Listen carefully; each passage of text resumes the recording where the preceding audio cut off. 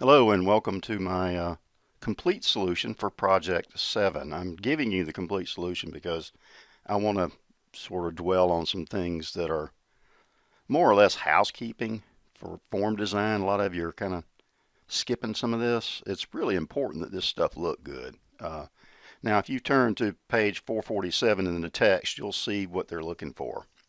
It's nothing you haven't done before, but I want to turn you on to a couple of things. First of all, they've got the caption text looks like it's centered, but it's really not. There's no property for that. I mean, it's really outside the scope of the course to be able to do that programmatically. You would have to create a custom form without a caption bar and then put a label on it and inherit from it and all that. I mean, we're going to get into some of that later, but that's not worth dealing with. So once you get everything set up, you just go into the text property of the form. Make sure you send it to center screen too, and you just basically, I don't know if you can see this, but you basically just put spaces in there until it looks like it's about center, and it looks like that's what they did. Um, Probably is. Nonetheless, I mean, it's not an important issue. I just wanted to kind of talk to you about it because I'm sure it'll come up and you're going to say, well, how do I do that? Well, that's the best way to do it right now. Um, Now, there are some group boxes on here. And if you'll look at basically the little document that's in Student Resources in Blackboard, I've given you some suggestions on how to name objects, okay? And I want you to get in the habit of doing that. So I'm using GRP type for group, or GRP and then type. That's the prefix is GRP. And then, excuse me, GRP color for the color group. Now, these are radio buttons, okay? And I'll explain what that little lock is there in just a minute.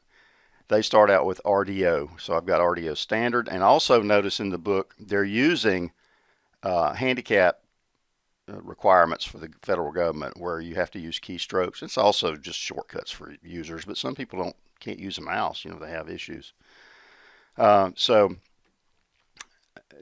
in order to do that, so it's RDO standard. Now you come down here, and we talked about this before. This is not new either, but the character that you want to be underscored with the Alt key combination, you have to preface that with an ampersand. Okay, so I wanted S because that's what they're using in the book to be the Alt key combination. So that's what I did. All right, now I've got RDO Deluxe and ampersand D, right? RDO Premium, ampersand P, because all those are shortcut keys. Now these group boxes or containers, when you put your check boxes in here, excuse me, your radio buttons, they're going to be too close together. So let me show you, and this explains why I've locked this form down. I don't want this stuff accidentally moving after I go to the trouble to give it the right number of pixels between this one and this one. So what I did was I pulled my length, excuse me, height down on this group control right here. And I eventually had to go over here to size and set it manually, height and width. But I got it kind of close, and then I pulled premium down about 2 clicks, 2 spaces. And then when I selected them all, I could see that they weren't equally spaced. So what I did was I got the distance between here and here correct, and then I selected this one. And if I wanted it to go up, I would go to, where's the location at? Oh, I've got them all selected. That's what the problem is. I would go to size. Nope, location, excuse me. Notice there's an X and a Y. Okay, Y is vertical in the standard default for the form. X is horizontal, so I go to the Y and I tweak it by 1 pixel. It might have been 55. I went to 56, and then I selected them all. I could still see they weren't quite right. So then I went to 58. That was too much, and then went to 57. So I eyeballed it, okay? Once I got these set correctly, then I could tweak the bottom of this because it might have been too, when you start moving this stuff around, there's a grid back there. Now you can change the grid spacing too, but to me, it's a lot easier just to change the height and the width of this, or excuse me, the location, X and Y of this stuff. So once I got these set, then I needed to adjust the group box. It was probably, I think it was too deep, or there's too much space between the last radio button and the border down here. So I just went in here, went to location, and started tweaking the Y. And I also tweaked the X because I had a little bit too much space, and when I pulled it in, it was a little bit too close. So you can tweak all this stuff, and then once I had that done, then I could just set the same properties, X and Y on this one and on these, and then I'm done with that. So basically I did that and I got away from it. You have to be careful. Don't touch it until you lock these controls, and we'll show you how to do that, because if you do, you'll have to redo it. It'll move all over the place. So you'll probably do that anyway, and it's a good way to learn. This is a checkbox. Remember, radio buttons are mutually exclusive of one another in the group that they're in. So if I check deluxe, standard gets unchecked. So you can only have one of these checked per group at a time, and that's all you want. You don't want them to be able to check standard and deluxe, because they can't both be the same thing. So now a checkbox like I've got over here is just on off, and if I had 4 or 5 of them, you could have them all checked, you'd have one checked, you'd have none checked. All right, but by default you can see here that's unchecked. Now notice that the lowest price mat is what's the default. So there is a checked property, and you will be using it programmatically and when you're setting the default checked radio button. So if I come over here to checked, I can set it to true or false. Now watch what happens when I set it to false. Where's that check? There it is. Notice that standard over here became unchecked. Well, you always want a default, right? In this case, they want the cheapest mat possible, and that's going to be $99, right? Notice that when they check these, depending on what they have checked, that's going to calculate into the price. Blue, there's no charge for, right? Deluxe mat is $129, the premium is $179, the standard's $99. If you want red, that's $10 extra. If you want pink, that's $15 extra. And all this is in the form in the book. I just created it. If you want foldable, you got a check here, and here's your price label that labels the actual output label. And I've got a calculate button and an exit button. So once I got everything set the way I wanted it, I selected everything on this form. Okay, see the little locks? I come over here to format, and I lock the controls. That keeps me or anybody else from messing with these spacing after I get everything set up. I recommend you do that. If you're custom, setting dimensions like I did, spacing between X and Y and all that. It just keeps you from messing up and accidentally clicking something and moving it real quick. When you get tired, you tend to do that, or I do anyway.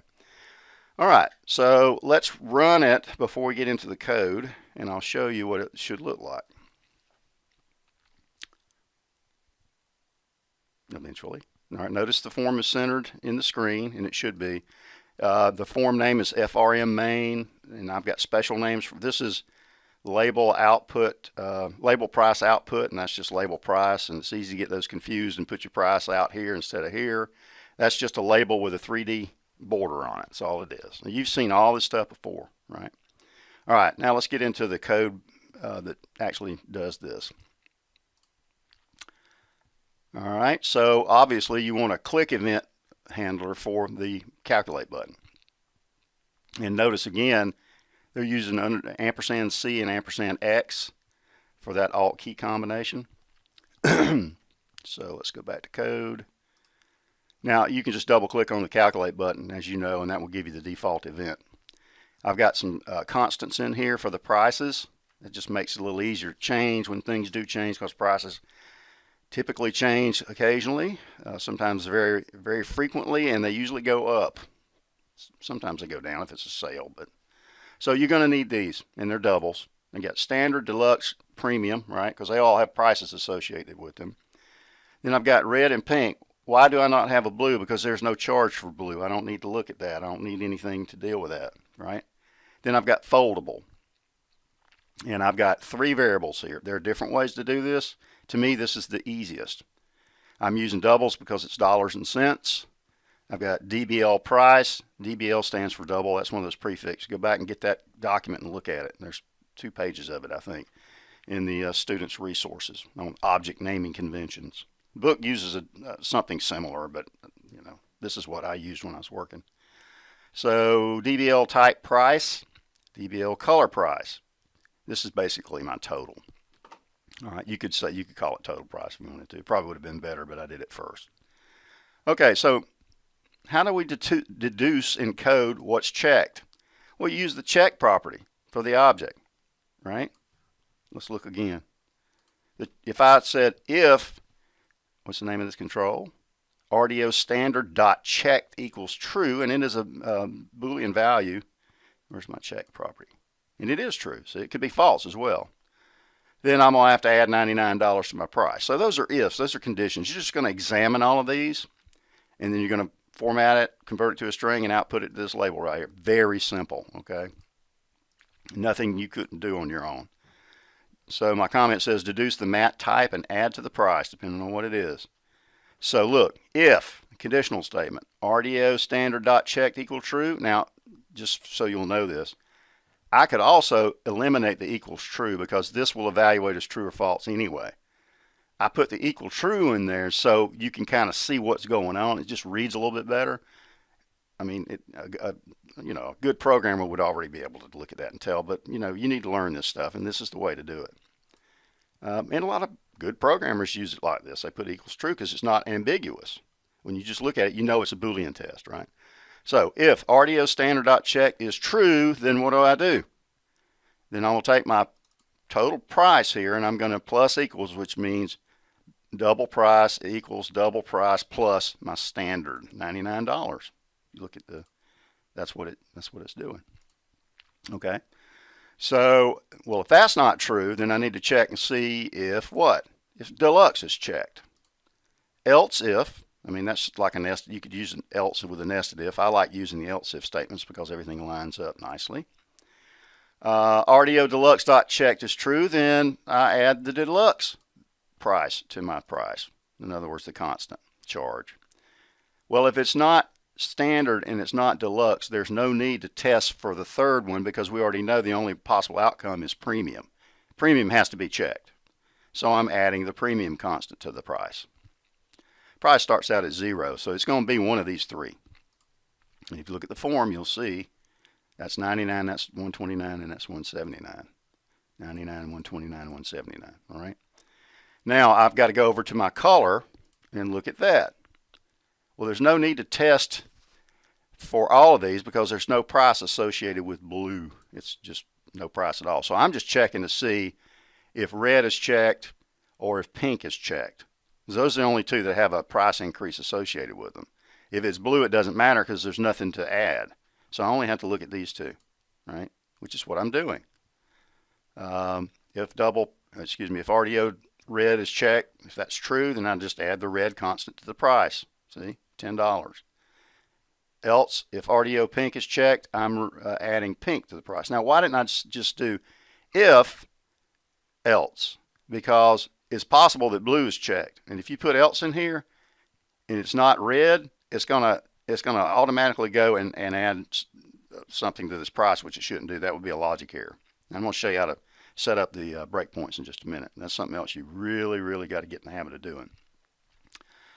So the only thing left to look at after we get through with the type and the color is to see if they've got foldable checked.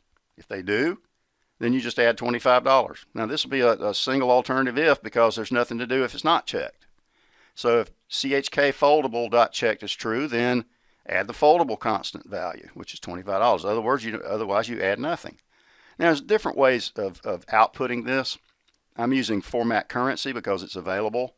You put your variable that you want to be converted to a string, and I want 2 decimal places. You can see that when you put this first opening paren in there, it's going to show you, but I can hold it over the name, and it says expression is object. That's my variable. Now these are all the rest of these. It looks like they're in square brackets. That means what in a syntax statement? That means it's optional. If I didn't put anything in there, I guess it might go to 2. I hadn't checked, but it is optional. I'd have to look at it and see, but I went ahead and explicitly told it I wanted 2 digits to the right of the decimal place, which is what you typically do for currency. All right, now that does the calculation. I've got my close button here. There's one other thing that you got to remember, and they didn't tell you this in the book, but you need to get in the habit of doing this, so I expect you to do it, especially since I've already given you the code for it. If anything changes in here and there's a number in here, it needs to be wiped out because it's no longer valid. All right, that is something that you always do. So what could change that would cause that? Well, checked changed is the default event handler for the radio buttons and the checkbox. So you don't really care which one of these is changed. If any of these is changed, if any of them are changed, then you need to wipe out whatever's in here. Even if there's nothing in here, it doesn't hurt to wipe it out. So if it's the first time and they change something, it's not going to matter. All right. So let's go back to the code and look.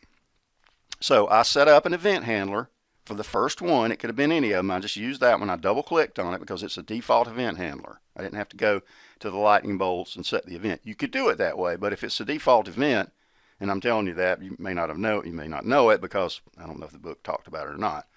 But that is the default event handler, so all you have to do is double click on it. So I did that, and I just selected the first one. It could have been any of them. Now remember we talked about this handles over here?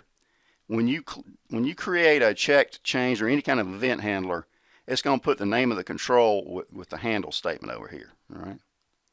Now, what you can do, if you want that event handler to work for more than one object, which we do in this case, and we don't care which one is changed, we just want to, if any of them are changed, we want to clear that price.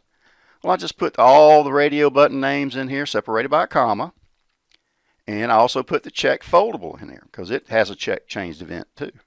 Look at what I'm doing. If any of these gets fired and we don't care which one, then label price output.text needs to be set to empty. That's all there is to it.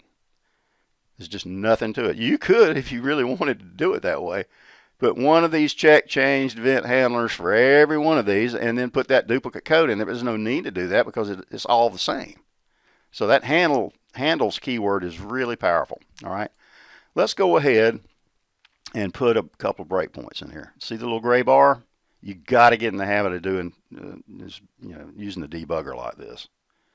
Okay, I'm going to check these just to make sure I'm getting the right output, or to see why I'm not getting the right output in that, if that were the case. And I'm not even going to look at this. This is just a formatting. All right, so let's run it. F5.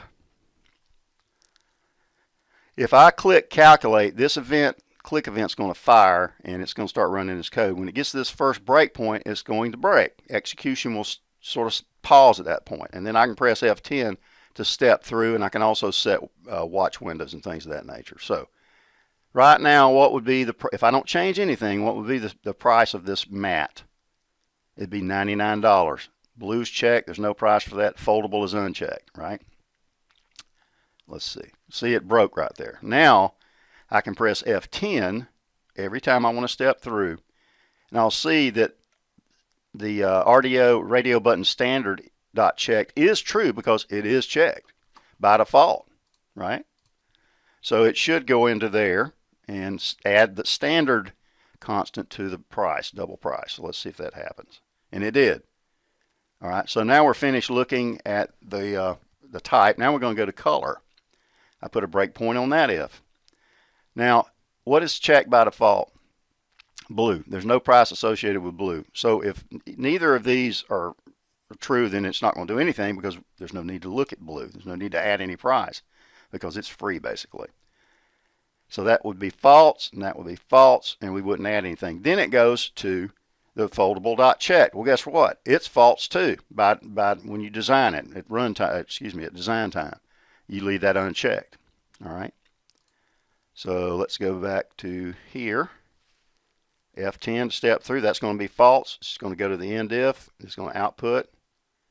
And the price as soon as I hit F5. You can re-execute it by pressing F5. You can see. All right, there's my price. All right. Let's close that. And let's run it again. And let's set something here. Let's put, well, I've already got double price, and let me get rid of that. Let's do it again. Delete, delete, delete. I'm going to add a watch. Now, the only way for you to add a watch now and get to the menu is if you're in debug mode and you've set breakpoints. You can't come up here and add a watch, all right? You have to be running the program in debug mode.